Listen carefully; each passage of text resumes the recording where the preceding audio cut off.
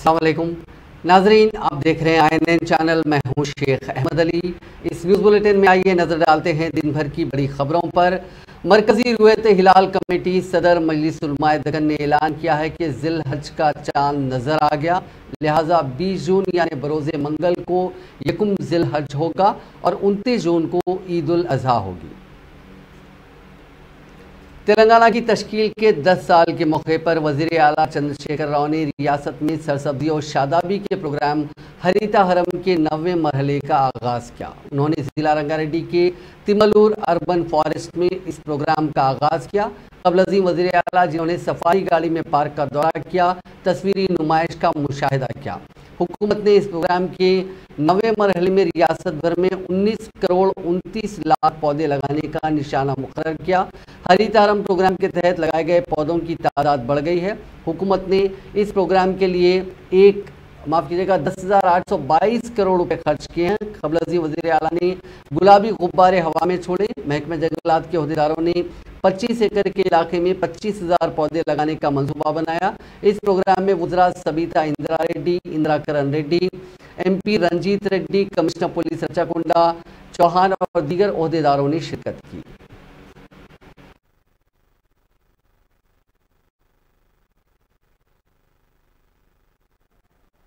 తెలంగాణ కొద్దిగంత పచ్చబడింది. 7-8 ఏళ్ల నుంచి పట్టుబట్టి మనందరం జట్టు కట్టి వీడువారిపోయినటువంటి తెలంగాణను ఒక తొవ్వకు తెచ్చుకున్నాం. ఈరోజు పేపర్లో మీరు కూడా చూసి ఉంటారు. ఈ పచ్చబడడానికి సంకేతం ఏంటంటే 2-3 కారణాలు ఉన్నాయి. ఒకటి, వడ్లు పండించడంలో 2014లో మనం 15-16వ స్థానంలో ఉన్నాం. ఈరోజు పేపర్లలో వచ్చింది, చాలా సంతోషం కలిగింది. పొద్దున్నే చూసి భారతదేశంలో అతి ఎక్కువ వడ్లు పండించిన రాష్ట్రం తెలంగాణ నంబర్ 1 అని ఈరోజు వచ్చింది. అది కూడా పచ్చని పంట ఉంటేనే సాధ్యమవుతుంది. అట్లనే అనేక రంగాల్లో ఇంతకుముందు మంత్రి గారు సబిత గారు చెప్పారు, అనేక రంగాల్లో నంబర్ 1లో మనం వచ్చినాం. తెలంగాణ కోసం మనం కొట్లాడుతున్నాం. అప్పుడు ఏమన్నారు, పడచ్చినోడు పడరానోడు ఏమన్నాడు, మీకు వ్యవసాయం కూడా చేయరాదు, మీకు అన్నం తిని కూడా మేమే నేర్పినాము అన్నారు. వాళ్ళది 15 లక్షలు పడితే మనది 56 లక్షలు పడతాను. వాళ్ళు 7వ స్థానానికి పోయినారు, మనల్ని ఎవరో ఎక్కిరించారు. అట్లనే అనేక విషయాలు మనం నంబర్ 1కు వచ్చినాం ఇండియాలో. వాళ్ళు అక్కడ లేరు, మన సమీపంలో కూడా లేరు కనీసం. అదేవిధంగా నేను కోరేది ఏంటంటే, ఒకటి ఒక ఇటుక మీద ఇంకో ఇటుక వేర్చిగా ఒక్కొక్క సమస్య అడ్రస్ చేసుకుని పోతా ఉన్నాం. పేదలను ఆదుకుంటా ఉన్నాం. గతంలో చరిత్రలో ఎప్పుడు కని విని ఎరగని సంక్షేమ పథకాలు ప్రతిరోజు మీ ఊళ్ళలో జరుగుతున్నాయి, మీరు కళ్ళలో చూస్తూ ఉన్నారు. ఇనగాక మొన్న అక్కడెక్కడో మంచిర్యాలలో సభలో నేను ప్రకటించినాను, దివ్యాంగ సోదరులు ఎవరైతే ఉంటారో వాళ్ళకి ఎప్పుడు ఎవరు ఆదుకోలే, మానవత్వంతో ఆలోచన చేయలే. కానీ దివ్యాంగకు ఆల్రెడీ ఇచ్చే 3,000 రూపాయలు కాకుండా మళ్ళీ నేను ఇంకో 1,000 రూపాయలు మొన్ననే ఈ దశాబ్ది ఉత్సవాల సందర్భంగా పెంచినాం. तेलंगाना की तश्कील के 10 साल की तकारीब के हिस्से के तौर पर रियासत भर में आज हरीता हरम प्रोग्राम मुनक्किद किया गया। BRS के रुकन राज्यसभा संतोष कुमार ने मेडशल जिले में उपल भगायत के HMDA लेआउट में पौधा लगाया। संतोष ने इस मौके पर पौधा लगाने वालों को मुबारकबाद पेश की। उन्होंने कहा कि green India challenge programme Harita हरम प्रोग्राम से मुतासिर होकर शुरू किया गया है। उन्होंने कहा कि 9 सालों में हरीता हरम और ग्रीन इंडिया चैलेंज के जरिए अवाम में सरसब्जी और शादाबी के सिलसिले में बेदारी पैदा की गई। इस प्रोग्राम में उपल MLA सुभाष रेड्डी, पार्टी कायदीन और ओहदेदारों ने बड़ी तादाद में शिरकत की। तेलंगाना के वजीर सेहत हरीश राव ने कहा कि रियासत हर तरह के बुनियादी ढांचे के साथ तरक्की कर रही है। उन्होंने कहा कि तेलंगाना दुनिया के उन नायाब मकामात में से एक है जो तमाम सहूलियात के साथ तरक्की कर रहा है। उन्होंने कहा कि रियासत में सरसब्जी और शादाबी में 7.7% 7.7% का इजाफा हुआ और ये सिर्फ वज़ीर आला चंद्रशेखर राव की जानिब से दूर अंदेशी के साथ मुतारिफ करवाए गए सरसब्जी और शादाबी के प्रोग्राम हरीता हरम से मुमकिन हुआ। उन्होंने कहा कि तेलंगाना ने फ़ख्र के साथ दुनिया को दिखाया कि हर हुकूमत को क्या करना चाहिए। सोशल मीडिया के अहम प्लेटफॉर्म ट्विटर पर सरगर्म KTR ने भी ट्वीट करते हुए कहा कि तेलंगाना जो करेगा इस पर पूरा मुल्क अमल करेगा। बीआरएस पार्टी एक अवामी पार्टी है जिसमें तमाम मज़ाहिब के लोगों की फलाह बहबूद और तरक्की के लिए काम किया जाता है। पिछले 8.5 सालों में रियासत तेलंगाना ने जो तरक्की हासिल की है इसकी मिसाल मुल्क भर में कहीं नहीं मिलती। इन ख्यालात का इजहार रियासती वज़ीर दाखिला मोहम्मद महमूद अली ने पीर को महाराष्ट्र सूबे के बीड जिले के कांग्रेस पार्टी के सदर असीलुद्दीन खतीब, प्रभुदन सदर विद्यादेव पांडे और दीगर कायदीन की बीआरएस पार्टी में शमूलियत के बाद किया। बीआरएस कायद उपल इंचार्ज बदरुद्दीन की क़यादत में महाराष्ट्र के जिले बेड़ के कायदीन व एनसीपी के कारकुनों ने तेलंगाना के वजीर दाखिला मोहम्मद महमूद अली से उनकी सरकारी रिहाइशगाह पर मुलाकात करते हुए बीआरएस पार्टी में शमूलियत अख्तियार की।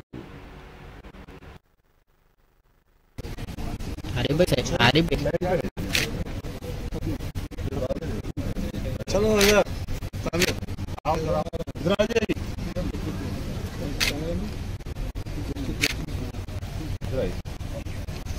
समीर पहले इमीडिएटली अब आइए आप देखेंगे।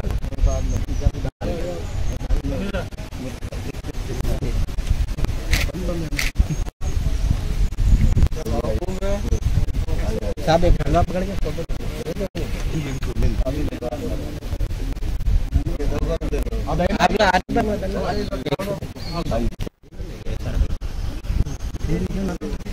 साहब एक खंडवा पकड़ के इधर आरिफ भाई एक्सटेंड आरिफ साहब इधर देख चलिए गुरु फोटो ले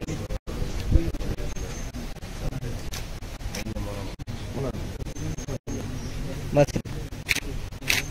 एक ग्रुप फोटो लेंगे पूरे गाड़ी आप इच्छा है ना।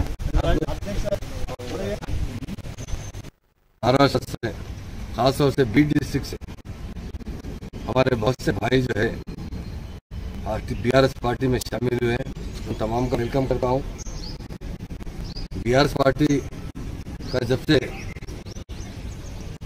पूरे हिंदुस्तान का दौरा शुरू हुआ और सबसे ज़्यादा महाराष्ट्र से बहुत अच्छा रिस्पॉन्स मिल रहा है और महाराष्ट्र डिस्ट्रिक्ट से बीड से खासतौर से डिस्ट्रिक्ट के प्रेसिडेंट विद्याधर पांडे साहब जो हमारी पार्टी में है, मैं उनका शुक्रिया अदा करता हूँ। और उनके साथी जो है नगर पालिका कारपोरेटर साहब और दूसरे साथियों ने भी पार्टी में शामिल हुए हैं। यकीनन हिंदुस्तान में अगर कोई पार्टी है तो बीआरएस पार्टी है, हिंदुस्तान में कोई महात्मा लीडर है तो केसीआर साहब। उन्होंने तेलंगाना को जो डेवलप कर बता दिया है। लोग इससे पहले गुजरात की बात किए थे, गुजरात में बहुत अच्छा डेवलपमेंट हुआ, मगर आज देखा जाए तो सारे हिंदुस्तान में नंबर 1 स्टेट है तो तेलंगाना स्टेट है। और 9 साल के अंदर हमारे सीएम साहब ने इस तेलंगाना स्टेट को गोल्डन स्टेट बनाया। यहाँ पर गंगा जमुना तहजीब, यहाँ की खुशहाली, यहाँ की तरक्की देखकर काफ़ी लोगों में जोश आ रहा है और महाराष्ट्र से बहुत बड़ा अच्छा रिस्पॉन्स मिल रहा है और अदर स्टेट में भी बहुत वेलकम किया जा रहा है। मैं हमारे महान और महात्मा सीएम साहब का जो कारनामा है हमारे स्टेट के अंदर, वो देखकर हमारे भाइयों ने बहुत मुतासिर हुए और यहाँ का डेवलपमेंट देखकर हर कोई चाहता है कि अपना घर डेवलप हो, अपना एरिया डेवलप हो, अपना डिस्ट्रिक्ट डेवलप हो, उसी साथ साथ अपना स्टेट डेवलप हो, अपनी कंट्री डेवलप। तो इसके अंदर हम काफ़ी बातों से 75 साल गुजर गए हैं, उसके बाद भी हिंदुस्तान में जो डेवलपमेंट आना था नहीं आया। सीएम साहब ने इस बार किसान सरकार का जो नारा दिया है उस नारे की तरफ से वेलकम किया जा रहा है। मैं तमाम भाइयों का और हमारे खासतौर से उस डिस्ट्रिक्ट का प्रेसिडेंट साहब का और मंडल के लीडरों का सबका मैं शुक्रिया अदा करता हूँ कि आपने हमारी पार्टी में शामिल है। यकीनन आगे हमारी पार्टी आगे बहुत आगे बढ़ेगी और एक अच्छा इनकलाब लाते हुए, एक ग्रीन इनकलाब लाते हुए, किसानों का इनकलाब लाते हुए सारे लोगों को जस्टिस डेवलपमेंट हर तरीके से सीएम साहब जिस तरह तेलंगाना स्टेट को डेवलप किए हैं उसी तरह महाराष्ट्र भी डेवलप करना चाहते हैं, सारे हिंदुस्तान में भी और अपनी आवाज़ उठाना चाहते हैं। हम भी खुदा से दुआ करते हैं, नकारे भी थे। जितने भाई हमारे बीच आए थे उन सबका मैं शुक्रिया अदा करता हूँ और हम सब मिलकर एक साथ काम करते बहुत बड़ा इनकलाब लाने का सीएम साहब का सपना है, उसे ज़रूर पूरा करेंगे। तो महाराष्ट्र से कांग्रेस कायद राहुल गांधी की सालगिरह के मौके पर आज रियासत भर में मुख्तलिफ प्रोग्राम्स मुनक़िद किए गए। कांग्रेस कारकुनों ने इस मौके पर खूब जश्न मनाया, केक काटा, गुरबा में ग़िज़ा और मरीजों में फल तकसीम किए। गांधी भवन में NSUI की जानिब से ब्लड डोनेशन कैंप मुनक़िद किया गया, जिसमें कई सीनियर कायदीन ने शिरकत की और खून का अतिया दिया।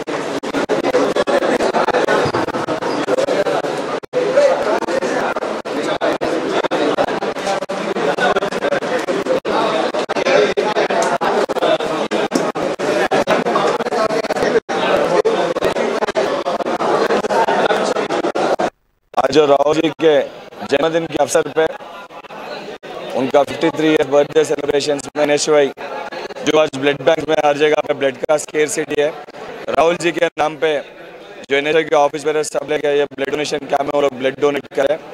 ये कार्यक्रम में चीफ गेस्ट माजी PCC अध्यक्ष VH शर्मा राव जी और contested parliament member Firoz Khan ji इसमें शामिल थे।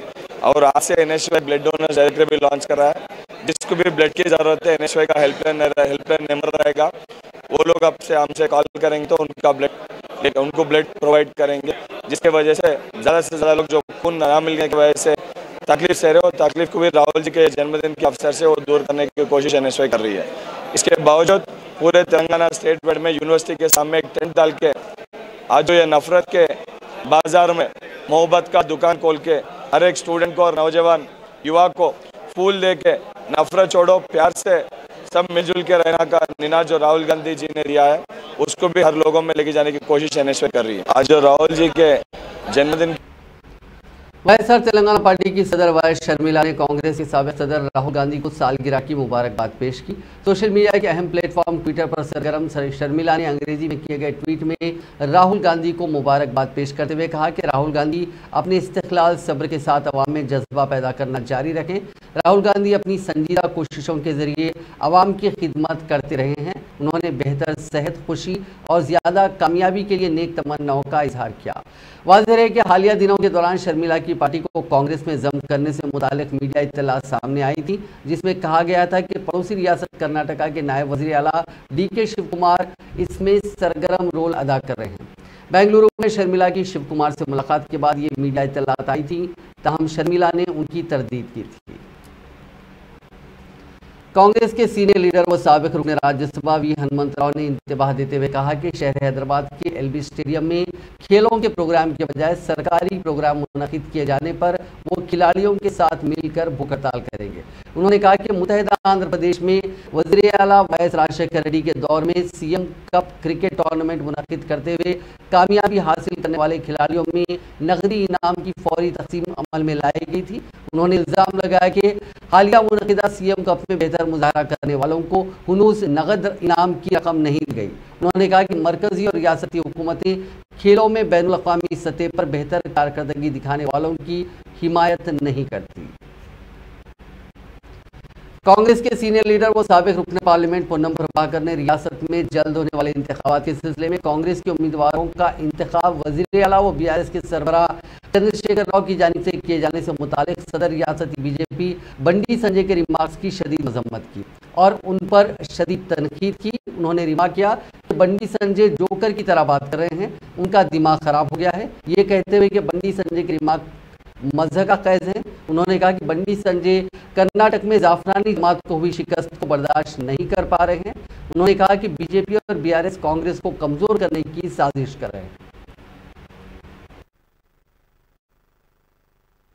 कांग्रेस पार्टी भारतीय జనతా పార్టీలో ఎమ్మెల్యేకు పోటీ చేయడానికి అర్హత కలిగిన 21 అభ్యర్థులు చెప్పని అడుగుతున్నా. మీ పార్టీకి అభ్యర్థులు లేక పోయినసారి 105 సీట్ల డిపాజిట్ రాలే. ఈసారి మీరు 4 డబ్బాలు ఓట్స్ కొడితే 20-30 సీట్ల డిపాజిట్ వస్తాయి కావచ్చు. అంతకంటే ఎక్కువగా మాత్రం నీకే పరిస్థితి లేదు. రేపు అధికారంలోకి వస్తామని మాట మేము చెప్తా ఉన్నాం. ఎందుకంటే తెలంగాణ ఇచ్చిన వాళ్ళగా తెలంగాణకు సంబంధించినటువంటి ప్రతి అంశం మీద అధికారం ఉన్నటువంటి భారతీయ జనతా పార్టీకి ఏ రైట్ ఉంది? స్వయంగా నరేంద్ర మోడీ గారే పార్లమెంటు సాక్షిగా తెలంగాణ తీసుకుపోయినరు, తెలంగాణ దొంగతనంగా తీసుకుపోయినారు, తలపేసుకుపోయినని చెప్పిన తర్వాత ఏ భారతీయ జనతా పార్టీ నాయకుడు జీవనెత్తుంది ఆ రక్త పరీక్ష చేసుకుని అనేక సందర్భాల్లో కోరిన. అసలు తెలంగాణలో మీరు ఈ 9 సంవత్సరాల ఏ అప్పు చేసినా మనం అడుగుతా ఉన్నా.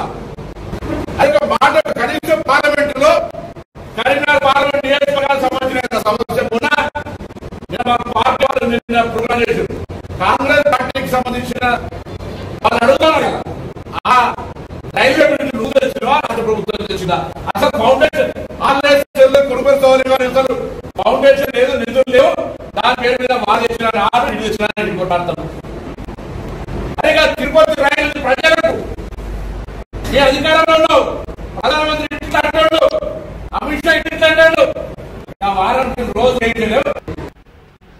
उस्मानिया यूनिवर्सिटी के तुलवा ने हॉस्टल में मेस की सहूलत के मसले पर सड़क पर पकवान करते हुए अनोखा एहतजाज किया।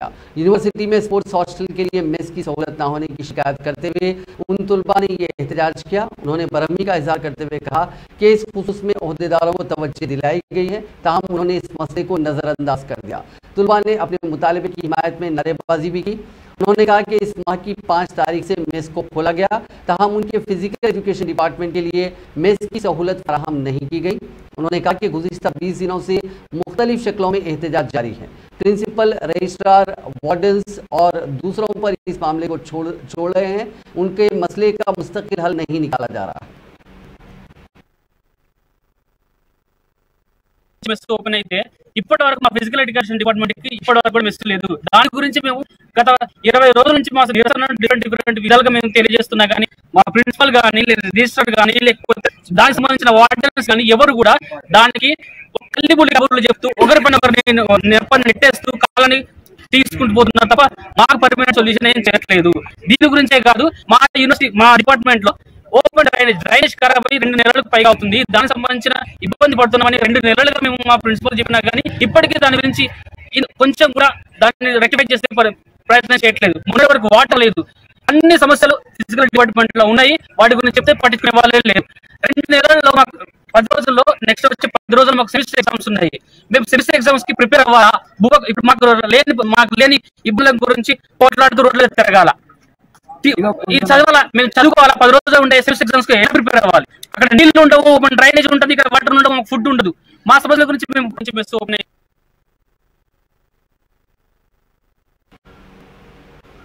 हुकूमत आंध्र प्रदेश ने रियासत में बढ़ते दर्जे हरारत के पेश नज़र स्कूल्स में आधे दिन की क्लासेस को जारिया माह की 24 तारीख तक तौसीह दी है। कमिश्नर स्कूली तालीम एस सुरेश ने ऐलान करते हुए कहा कि सरकारी और प्राइवेट स्कूल्स पर इसका निफाज होगा। निस दिन के स्कूल्स के औकात 7 बजे सुबह तक 12 बजे दोपहर होंगे। बच्चों को सुबह 8:30 बजे तक 9 बजे दिन के दरमियान रागी मालट दी जाएगी और 11:30 बजे दिन तक 12 बजे दोपहर के दरमियान दोपहर का खाना फराहम किया जाएगा। जगतियाल जिले के मेटपल्ली में महकमा ट्रांसपोर्ट की जानिब से चलाई गई खुसूसी मुहिम के दौरान कवायद की खिलाफ वर्जी करते हुए चलाई जा रही स्कूली बसों को जब्त कर लिया गया। गरमाई तातीलात के बाद स्कूल्स को खोले जाने से अब तक ये मुहिम मुसलसल जारी है। इस मुहिम के दौरान बगैर फिटनेस के चलाई जा रही 2 बसों और 6 गाड़ियों को जब्त किया गया। फिटनेस के बगैर चलाई जा रही बसों के मालिकीन को 3 लाख रुपए तक का जुर्माना आयद किया गया। आरटीए के ओहदेदारों ने स्कूल बसों में चढ़कर तुलबा को दी जा रही सहूलियात का भी जायजा लिया। ट्रांसपोर्ट के ओहदेदारों ने कहा कि आज 10 बसों की जांच की गई जिसमें 2 गाड़ियों के परमिट नहीं थे, उन गाड़ियों को जब्त कर लिया गया। उन्होंने कहा कि तकरीबन 20 स्कूल्स के मालिकीन को फिटनेस के बगैर गाड़ियों के चलाने पर नोटिस जारी की गई हैं। ओहदेदारों ने हिदायत दी कि तमाम स्कूल बसों में फिटनेस होना चाहिए और दीगर दस्तावेजात भी दुरुस्त होने चाहिए। उन्होंने कहा कि अंदरून 10 दिन फिटनेस और दीगर तमाम अमूर की तकमील की जाए। ऐसा न करने की सूरत में तुलबा के मफाद में बसों को जब्त कर लिया जाएगा। एबी नगर पुलिस स्टेशन हुदूद में कार्डबोर्ड फैक्ट्री में बड़े पैमाने पर आग लग गई। आग के शोलों के साथ कसीब धुआं भी नजर आया। इस वाक़े के साथ ही मुतसिल इलाकों में धुआं फैलने लगा, जिसके नतीजे में मकामी अफराद खौफजदा हो गए। इत्तला मिलते ही 4 फायर इंजनों ने वहां पहुंचकर काफ़ी जदोजहद के बाद आग पर काबू पाया। इस वाक़े में किसी की मौत या फिर किसी के झुलसने की कोई इत्तला नहीं मिली। अलबत्ता बड़े पैमाने पर माली नुकसान ज़रूर हुआ। इस वाक़े की वजूहात मालूम नहीं हो सकी।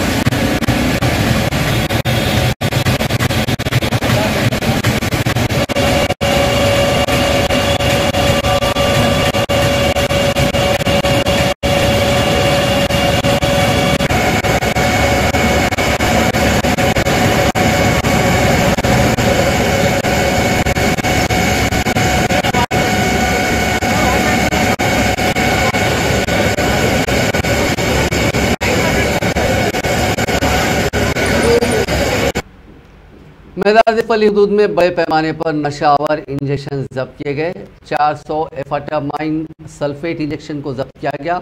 वट्टेपल्ली दुर्गानगर चौराहे के करीब उनको खरीदा जा रहा था। ड्रग्स कंट्रोलर के ओहदेदारों ने 3 मुलजिमीन को रंगे हाथों पकड़ लिया।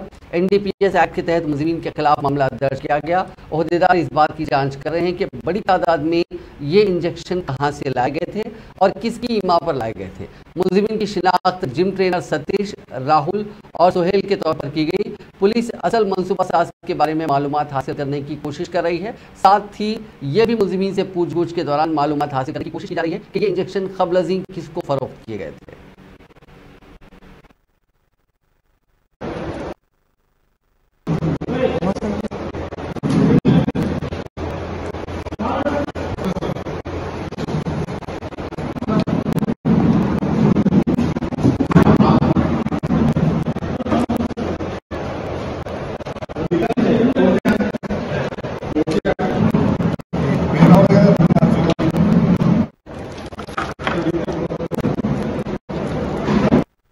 कल जो है सो अपना मल्हारदेवरम जिले में एक सोहेल नदी और नीति सिंह 2 जने राष्ट्रीय में लिख के 288 ये जो मेटाफार्माइन सल्फेट इंजेक्शन सीज करे। वो जिम वाले जो जिम को जाता है वो बच्चों को ऐसा तंदुरुस्ती के ऐसा मसल्स आने के लिए ये ड्रग ये लोग इंजेक्शन यूज़ करके 1 घंटे करने वाले 2 घंटे जिम कर सकते हैं, लेकिन उससे ब्लड प्रेशर बढ़ के वो लोग कार्डियो फेल होके मर जाने के चांसेस बहुत है और वो लोगों का सेंट्रल नर्वस सिस्टम में कोलैप्स होने के चांसेस है। ये प्रोहिबिटेड ड्रग है, अनलेस अनटिल डॉक्टर सर्टिफाई करे तो प्रिस्क्रिप्शन नहीं तो देते ये ड्रग को। जनरली जस्ट लाइक दैट ये इंडिविजुअल नहीं ले सकते, ये लोग कानून को हिसाब से नहीं कर रहे, इसलिए ये लोगों को ऊपर अच्छा केस कर रहे, कानून के सामने पेश कर रहे ये लोगों को। ये पब्लिक की जनता से भी अपील है, ये ड्रग्स ना यूज़ करो, ये आपको unnecessary you are inviting the death. जिले निजामाबाद के आरमूर में डिग्री की तालिबा ने खुदकुशी कर ली। उसकी शिनाख्त जी रक्षिता के तौर पर की गई है। उसने टाउन के एससी वुमेन्स हॉस्टल में फांसी लेकर खुदकुशी कर ली। मकामी नरेंद्र डिग्री कॉलेज में रक्षिता डिग्री साले सुवम में जेर तालीम थी। उसकी लाश को पोस्टमार्टम के लिए आरमूर के सरकारी अस्पताल मुंतकिल किया गया। इस तालिबा की खुदकुशी की वजह मालूम करने की कोशिश की जा रही है। क्रिकेट खेलने के बाद वापसी के दौरान सेहत की खराबी के नतीजे में एक वकील की मौत हो गई। ये वाक़या आंध्र प्रदेश के जिले विशाखापट्टनम में पेश आया, जहां पर inter district advocates cricket tournament जारी था। इस वकील की शिनाख्त विशाखापट्टनम के जगदम्बा कुडली इलाके के 26 साल मणिकंठैया नायडू के तौर पर की गई। गाजू का जंक मैदान में मैच के बाद ग्राउंड से बाहर आते हुए गिर गया। इसको उठाने की उसके साथियों ने काफ़ी कोशिश की, जो लाहासिल रही। उन्हें एम्बुलेंस के जरिए अस्पताल मुंतकिल किया गया, जहां डॉक्टर्स ने मायने के बाद उनको मुर्दा करार दिया। विशाखा बार एसोसिएशन के सदर राम बाबू ने कहा कि नायडू को दिल की बीमारी थी और इसी वजह से उनकी मौत हुई है। महाराष्ट्र के नागपुर में एक अफसोसनाक वाकया पेश आया। वहां 3 मासूम बच्चे अपने घर से सिर्फ 50 मीटर के फासले पर एक कार में मुर्दा पाए गए। इन तीनों में 2 बहन भाई थे। पुलिस ने बताया कि मरने वालों की शिनाख्त तौफीक फिरोज खान, जिनकी उम्र 4 बरस है, आलिया फिरोज खान उम्र 6 बरस है और आफरीन अरशद खान, इस लड़की की भी उम्र 6 बरस है, इनकी पहचान की गई। तमाम फारूक नगर के रहने वाले हैं। पुलिस ने बताया कि बच्चे हफ्ते की दोपहर 3 बजे के करीब लापता हो गए थे। बच्चों को घर वालों ने समझा कि बच्चे करीबी पार्क में खेलने गए, लेकिन जब वो हफ्ते की शाम तक वापस नहीं आए तो उन्होंने पुलिस से रुजू किया और गुमशुदगी का मुकदमा दर्ज कराया। इसके बाद इतवार की शाम 7 बजे के करीब एक कांस्टेबल ने एक SUV कार को उनके घर के 50 मीटर दूर पर खड़ी देखा, जिसके अंदर 3 बच्चों की नाशें पाई गई। पुलिस ओहदेदार ने बताया कि तौफीक और आलिया भाई बहन हैं, जबकि आफरीन उनके पड़ोस में रहती है। नागपुर के पुलिस कमिश्नर अमितेश कुमार ने कहा कि खुसूसी इजाज़त हासिल करने के बाद पोस्टमार्टम रात के वक्त किया गया, क्योंकि इस रिपोर्ट से उनकी मौत की वजह का पता चल सकेगा। समझा जाता है कि तीनों बच्चों ने कार में ये बच्चे खेल रहे थे कि अचानक कार का दरवाज़ा बंद हो गया, जिससे दम घुटकर उनकी मौत हो गई। लेकिन पोस्टमार्टम रिपोर्ट के बाद ही उनकी मौत का खुलासा होने का इम्कान है।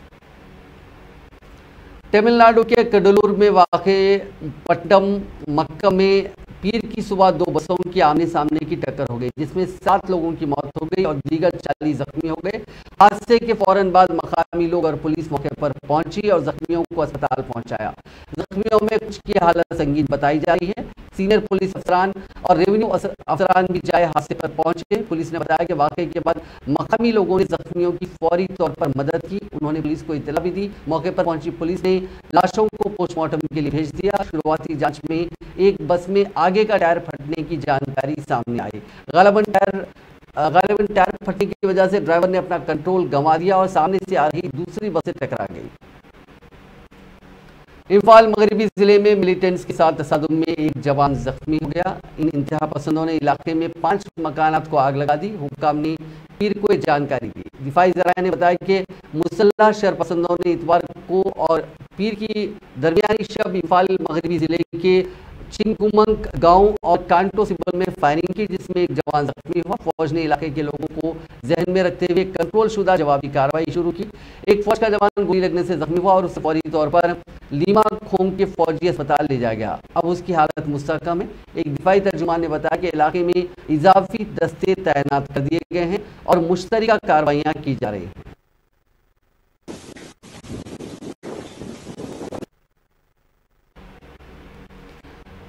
ग्रीस के साहिल पर लोगों से भरी हुई एक कश्ती पलट जाने से 300 से ज़ायद पाकिस्तानी शहरियों की मौत हो गई। जंग, मजालिम और गरीबी से परेशान ये लोग यूरोप में पनाह लेने के इरादे से जा रहे थे। एक रिपोर्ट में बताया गया कि पाकिस्तान की सेनेट के सरबराह मोहम्मद सादिक सिंजरानी ने एक बयान में महलूकीन की तादाद का इंकशाफ किया। हालांकि ग्रीक अफसरान ने अभी तक पाकिस्तान के मरने वालों की तादाद से मुताल्लिक कोई तस्दीक नहीं की।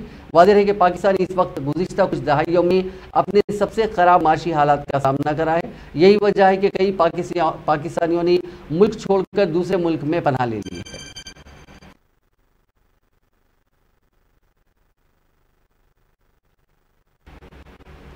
बिहार में भोजपुर के टोल नाके पर तैनात उत्तर प्रदेश के एक शख्स का पीट कर कत्ल कर दिया गया। बताया जा रहा है कि उसने 50 रुपए चुराए थे। हालांकि मरहूम बलवंत सिंह के वालिद का दावा है कि उनके बेटे को नाके पर तैनात हरियाणा के बाउंसर से मारा, वो भी इसलिए क्योंकि वो कुश्ती रेसलिंग फेडरेशन ऑफ इंडिया के साबिक सदर नशीन ब्रिजभूषण शरण सिंह के इलाके गोंदा का था और रेसलर्स के तनाजे में ब्रिजभूषण का हामी था। इससे पहले इस नौजवान के भतीजे दिलीप कुमार ने भी कहा था कि 4-5 दिन पहले बलवंत और बाउंसर्स के बीच रेसलर्स को लेकर तनाजा हुआ था। बलवंत ने उन्हें इसके बारे में बताया था। पुलिस ने इस मामले की जांच शुरू की है। नाज़रीन, इस न्यूज़ बुलेटिन में बस इतना ही। आप देखते रहिए INN चैनल।